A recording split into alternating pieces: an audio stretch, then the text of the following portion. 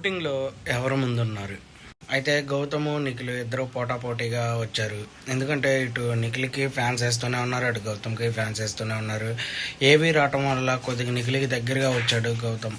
అయితే నిఖిలే 2-3% లీడింగ్‌లో ఉన్నాడు. కానీ మనం ఏం చెప్పలేము ఈ సీజన్. ఎందుకంటే ఈ సీజన్ మొత్తం మనం అనుకున్నట్టు ఏమీ జరగలేదు కాబట్టి చూడాలి లాస్ట్‌కి ఏం జరుగుతుందని. మీరేమనుకుంటున్నారు? మీ పాయింట్ ఆఫ్ వ్యూ ప్రకారం కామెంట్‌లో అయితే మెసేజ్ చేయండి.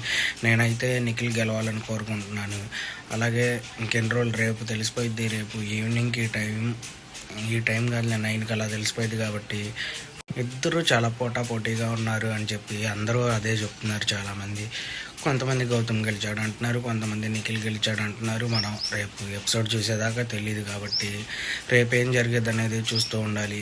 నేను అనుకుంటాం నిఖిల్కి ఎక్కువ ఛాన్సెస్ ఉన్నాయని నా పర్సనల్గా అనుకుంటున్నాను. ఎందుకంటే స్టార్టింగ్ నామినేషన్లో ఉన్నప్పటి నుంచి ఎప్పుడున్నా నిఖిలే టాప్లో ఉన్నాడు. అది ఆలోచించి నేను నిఖిలే ఉంటాడు అనుకుంటున్నాను. ఎక్కడ చూసినా నిఖిలే టాప్లో ఉన్నాడు కాబట్టి విన్నింగ్ ఛాన్సెస్ నిఖిల్కే ఎక్కువ ఉంటాయని నా పర్సనల్గా నాకు అనిపిస్తుంది. మీలో ఎంతమందికి అలా అనిపించిందో కామెంట్లో అయితే మెసేజ్ చేయండి. మన ఛానల్ లైక్ చేయండి, సబ్స్క్రైబ్ చేయండి.